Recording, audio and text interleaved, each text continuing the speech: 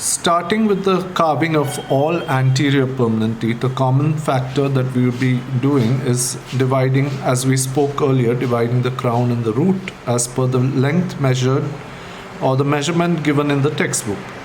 We've marked the sides, but here I've marked it as labial since I'm using an anterior tooth.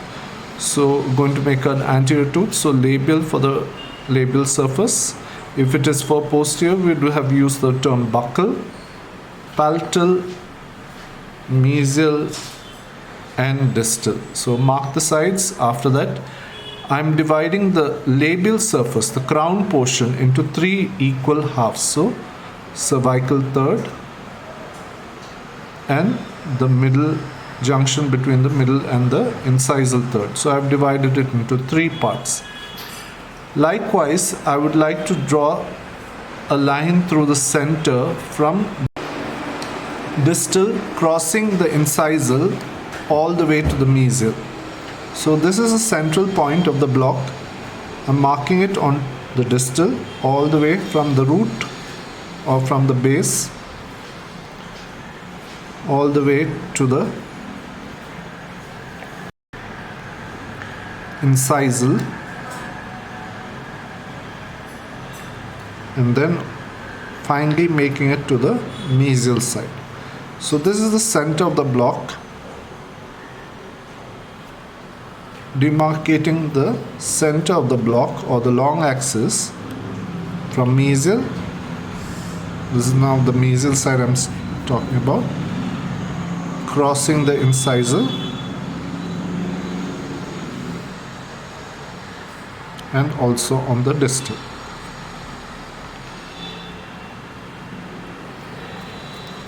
So this is a reference point that I have marked from mesial, incisal, distal. Okay. Now for the permanent maxillary central incisor, what we need to do is we need to mark the crown. So from the junction of the cervical and the middle third that we have marked on the labial, we'll take a line onto the mesial or distal. We draw an outline. So basically we want the inclination of the crown. So we want, this would be the cervical portion of the crown. This would be from the junction of cervical and middle. We need the crown to be angulated, the steep angulation to the midline. So this would correspond to the long axis of the tooth. So when we are cutting it, we just place the block straight down on the bottom of the tray and just take it straight as per what we have cut. It's okay if you go outwards, don't go inwards. You will be removing too much of wax.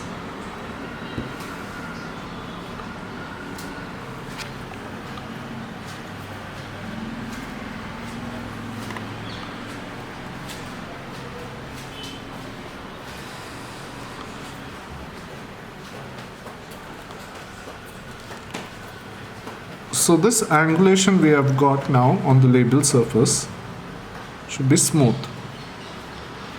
As much as possible, do not cross the line that we have marked here. We have to be labial to it, because gradually when we finish it, it will go a little more towards the line. So we want the tip of the incisal tip to be in line with the tip of the root. So we should not go beyond this marking of this line. The next step is to converge the crown to the palatal aspect. Now we want the cingulum in the central incisor, maxillary permanent central incisor, to be more towards the distal side. So this is my distal side. So the cingulum is more towards the distal side. So if I draw a point from this from the mesioincisal angle to the cingulum and a point from the distoincisal angle to the cingulum, the mesial or the line angle, the mesial marginal ridge should be longer than the distal marginal ridge. So the point from the mesioincisal angle to the cingulum should be longer than that of the distal side. So I'm going to mark the mesial side here, giving it more angulation, while as the distal side I will not give so much of angulation. Give it very little angulation, so that finally the cingulum should be more towards the distal side. So this is my distal side, this is my mesial side.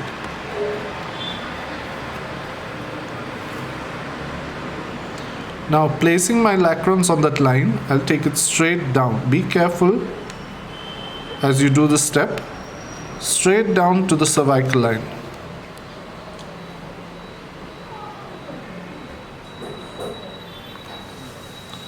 So as you see, I've extended it all the way almost up to the labial. Similarly on the distal side. Take it straight down.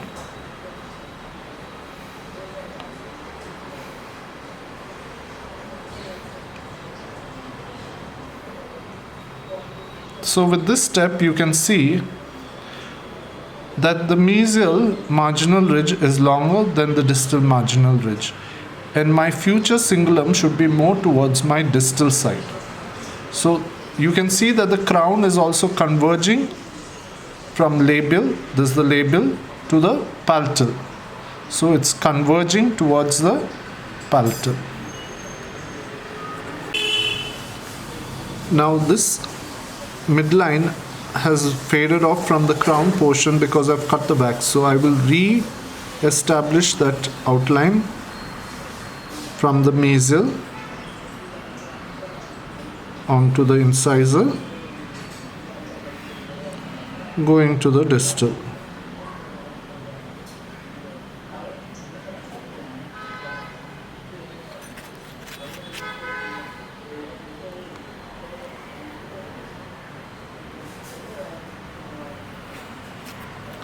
Okay, next thing I will do is divide the lingual surface or the palatal surface into thirds.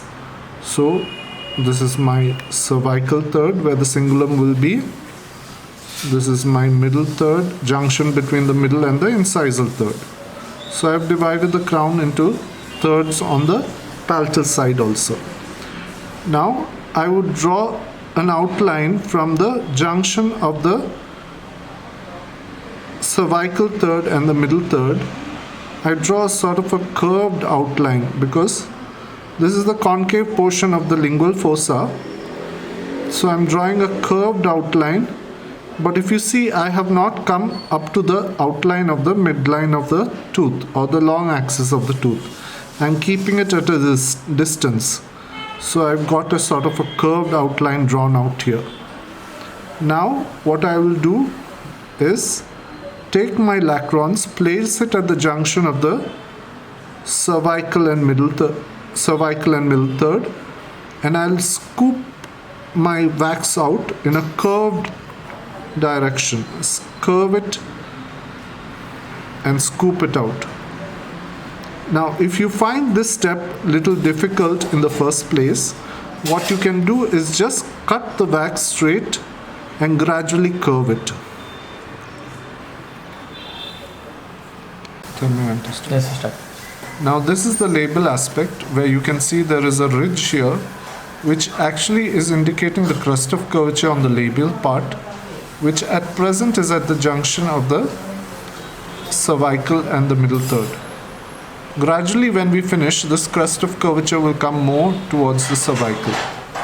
Now this is the mesial outline showing the crown, showing the steep sloping flat surface of the labial part, that is from the junction of the cervical and middle onwards. It is a flat surface, while as if you look at the lingual portion or the palatal portion, you can see that it has a slight concavity here and a convexity. This is the future cingulum, this is the lingual fossa and the marginal ridge that will be here. Similarly on the distal aspect, same as on the mesial aspect where you have the flat surface and here you have a concave portion. This will be future concave portion here, You're just seeing a slight concavity here at present. Once we finish the surfaces, it will become more prominent. Here, this flat surface is corresponding to the cingulum, future cingulum, and this concavity is the lingual fossa. Now, what we would do is that we would smoothen this cingulum area. You can see there's an angle here, and there's a sharp angle here between these two surfaces. So we would sort of round off this angle by just letting our lacrons go smoothly around this, just very smoothly. Don't take, this is not final finish, so we just want to roughly make it go round. I have it hot now. All the way round.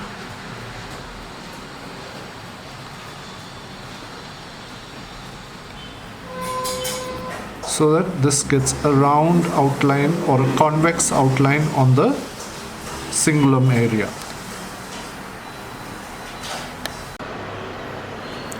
Now, the step that I would like to show you is the carving of the root. Now, you may think that why have I not completed the crown? Now, the crown will be completed once my root is finished and I'm doing my cervical carving.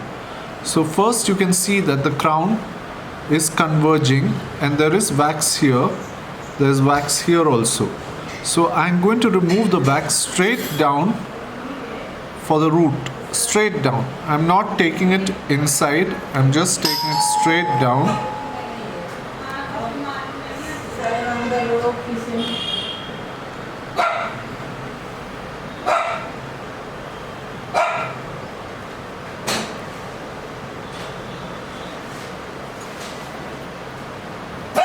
This is what I've done on this side, which is the mesial side. Now similarly on the distal side.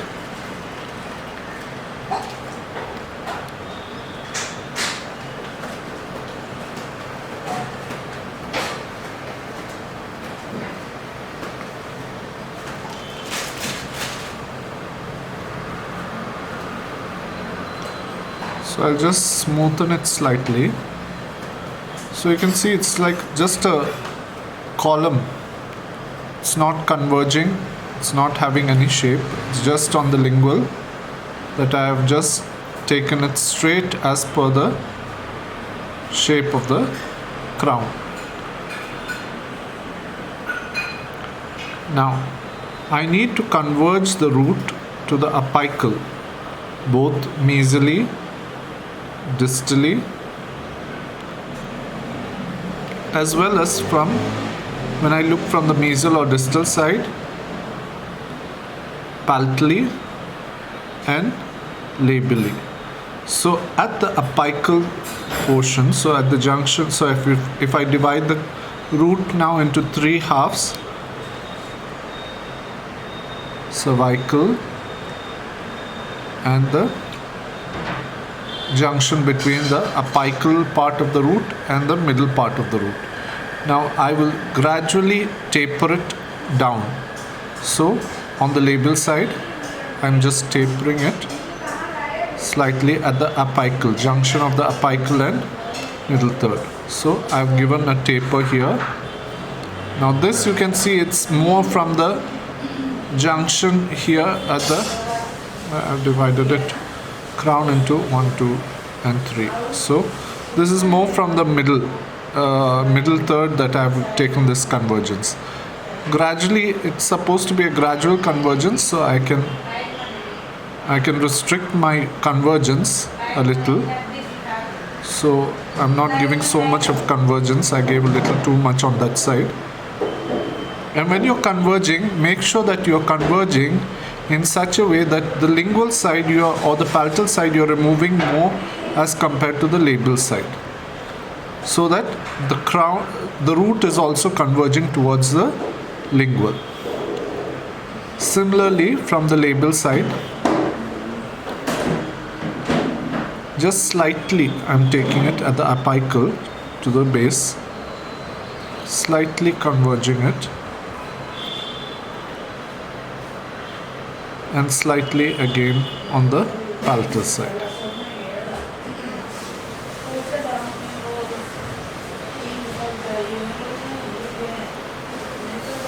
I can give a little more on the labial. Labially, I'm converging it a little more.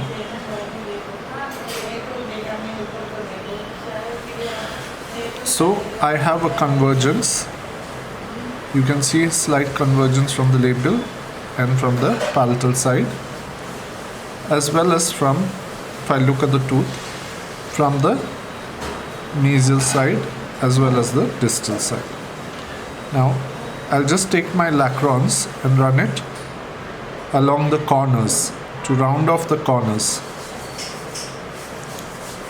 So sort of tapering the root to make it conical in shape with a convex labial surface.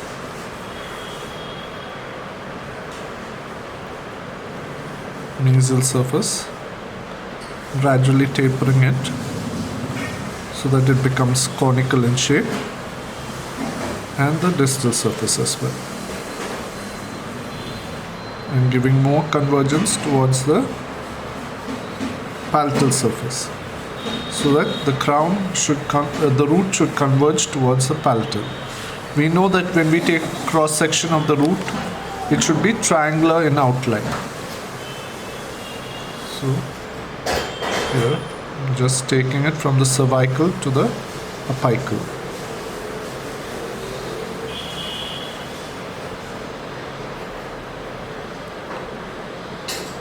Cervical to the apical. This is on the distal side.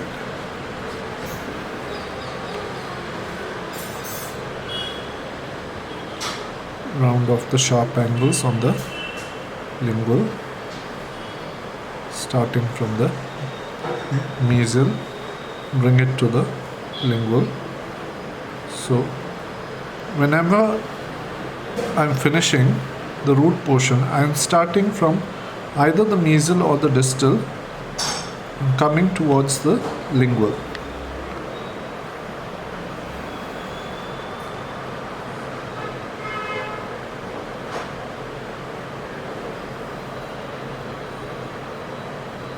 Start from the labial and go towards the mesial. Start from the labial and go towards the distal surface.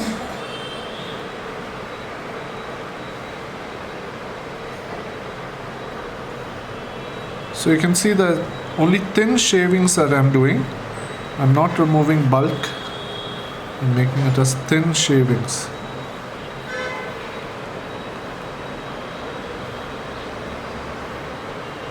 Starting from the labial, going on to the mesial. Never start from the mesial and come to the labial. If you do that, then your whole root would converge to the labial. We want the root to converge to the lingual or to the palatal. So we start from the labial, go on to the mesial,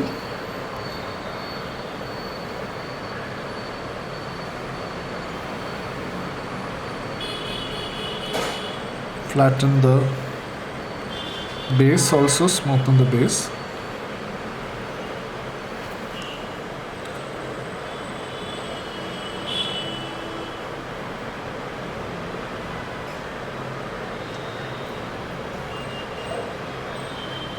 Smoothen the base on the labial also.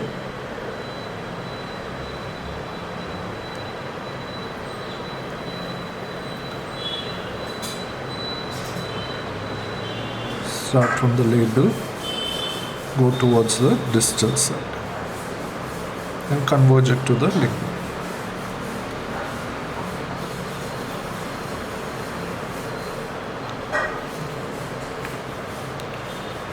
Remove all the loose wax from the surface.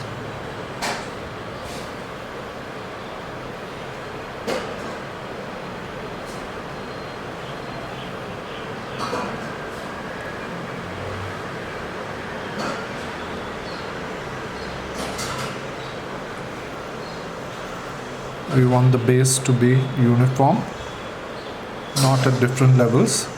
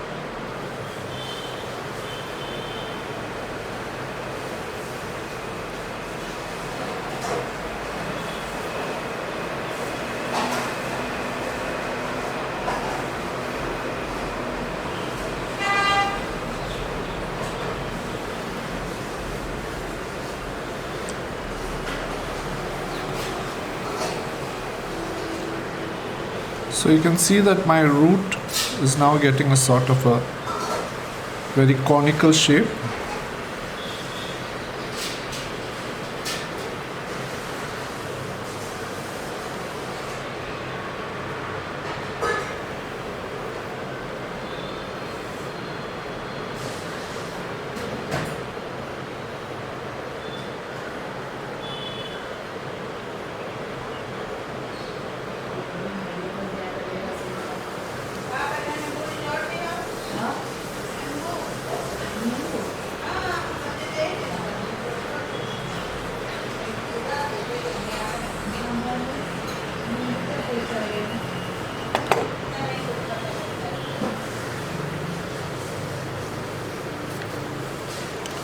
Just to give you an idea of what I've done, just smoothing off with the cloth to show you that I've got a smooth convex surface of the root here, and it's converging towards the lingual.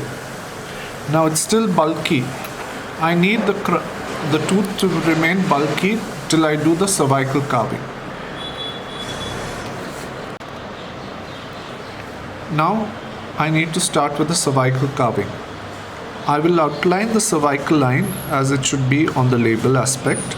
So it is convex with convexity towards the root. So I've made a convex outline here with convexity towards the root. Now this is the point where maximum convexity is seen of the cervical line. I will extend the line all the way round uniformly around the crown, starting from the going on to the mesial and as well as on the distal side. So this is my reference line, not this one. The one above is the reference line. Now I know that on the mesial side, the cervical line will dip in by about 3.5 millimeters.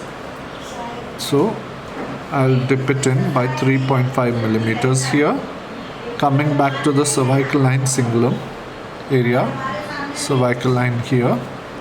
While as on the distal side, it dips in by around 2.5 millimeters. So I roughly mark 2.5 millimeters. I can mark it with the with the divider and measure it, and from this reference line measure 2.5 and now mark it. I have done it arbitrarily here. Now, keeping this as a reference, on the distal side, I'm going to remove the wax below that cervical line outline on the root. So I'm keeping my lacrons flat and straight and removing it as per the outline I've given on the distal side. Now start from the labial and go towards the palatal. Don't start from the palatal and come towards the labial. Similarly on the mesial side, where it dips in more,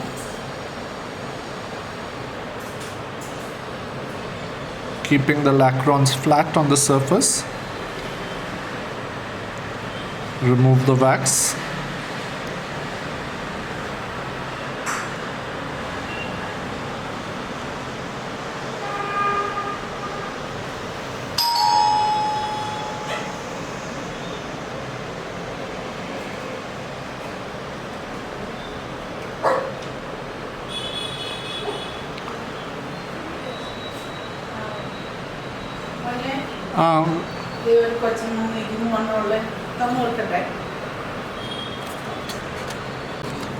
Now, since I've removed the wax from the mesial and the distal, you can see a ledge has been created here. This is exactly what I want. Now, I will also remove from the labial as per the outline that I had given.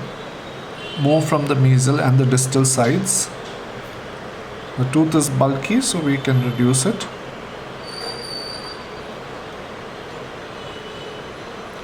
Root is also bulky, and also on the palatal side. Palatal side, I'm just keeping it flat and just removing it. So I've just removed a little from the palatal side.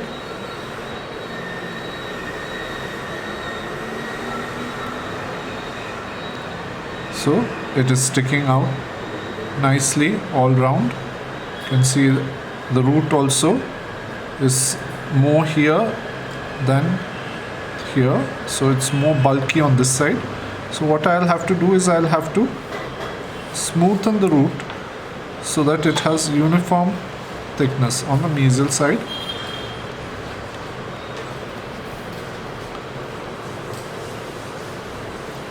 As well as on the distal side.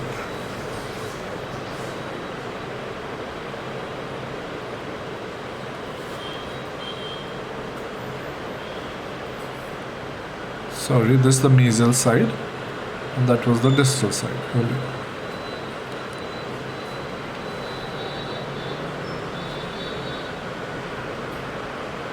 Smoothen the root lingually, tapering it to the apical.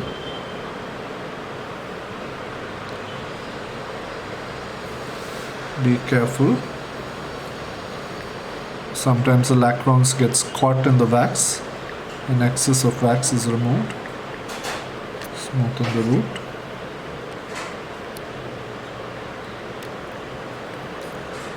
So with this step you can see the root is reducing its dimensions. It's reducing in dimension and coming to what we require. So always don't be in a hurry to reduce the root in the beginning. We have to do that only after the cervical carving so that we get the shape of the root as well as the crown.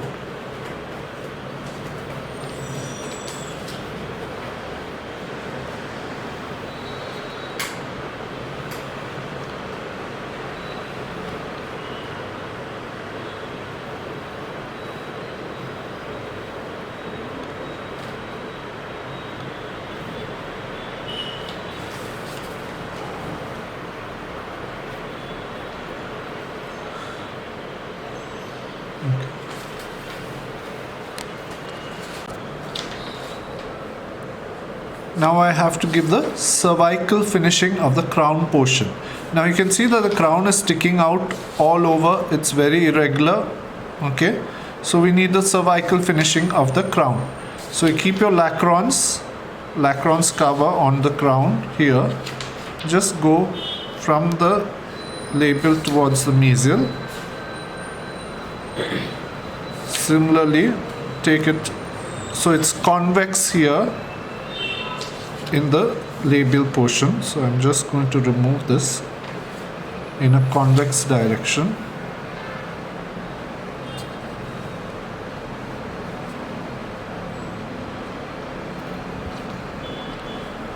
So it's convex here in the cervical third.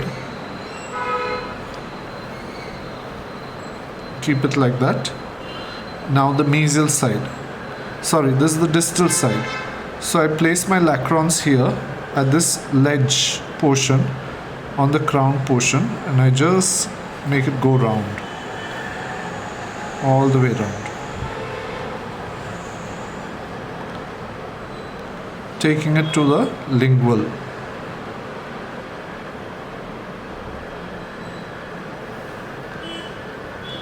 With that you can see that it has become convex here. Similarly on the mesial, just place my lacron straight here and just take it straight to remove the ledge all the way up to the incisor, tapering it towards the lingual. So with this you see the shape has come. This is coming as convex here. This is also convex, but it should not be as convex as on the distal. Now I've sort of finished my cervical finish, running it throughout, also on the lingual. Now never take your lacrons from the lingual to the labial. It has to be from the labial to the lingual. So with this you see that proper convergence has come, the shape of the incisor has come. Now I need to finish it off. So now this is after I have polished all the roughness off. So this is the labial surface. You can see a nice convex portion of the distal side. Mesial side is less convex with a relatively sharp angle. Distal has a more rounder angle. Incisal surface is flat. Root is smooth.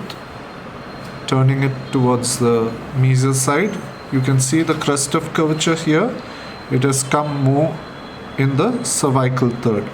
Thereafter it's flat here. So this portion is convex, and here you can see, if I draw a line through the center, you can see that the tip of the incisal is in line with the tip of the root.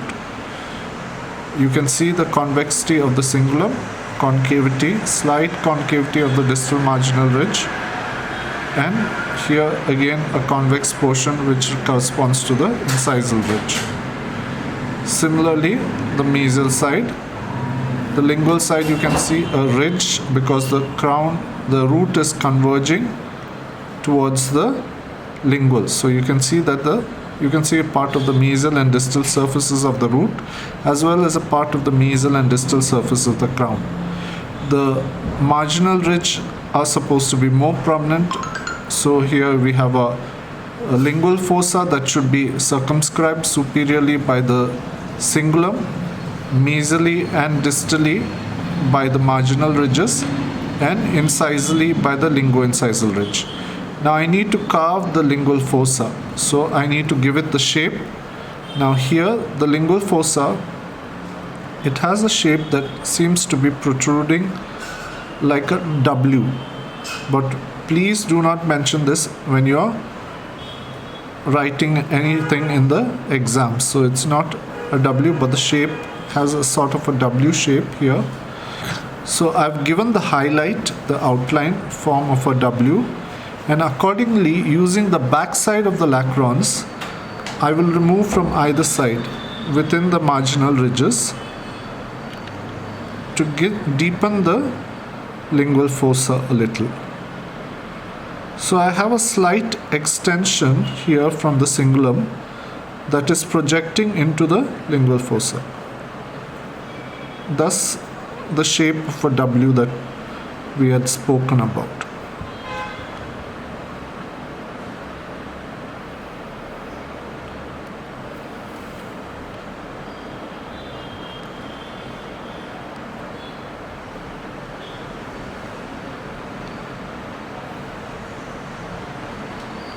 Now, though we have the lingual fossa being prominent here, it's not going to be as prominent as the lateral incisor.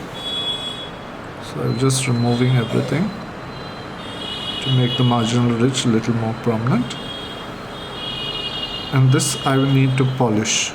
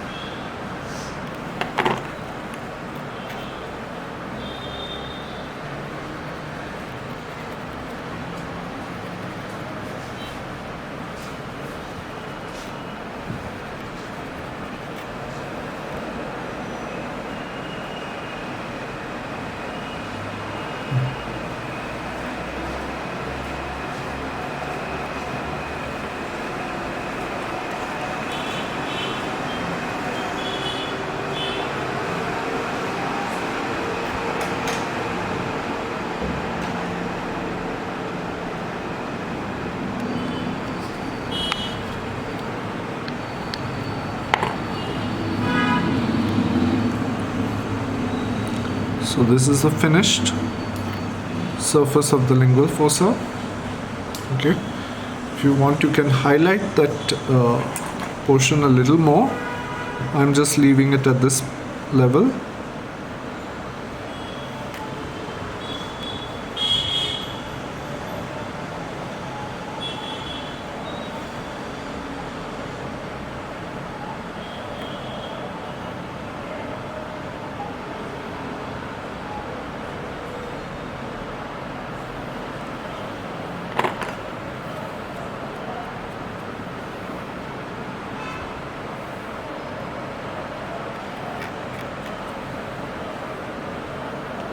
So this is the finished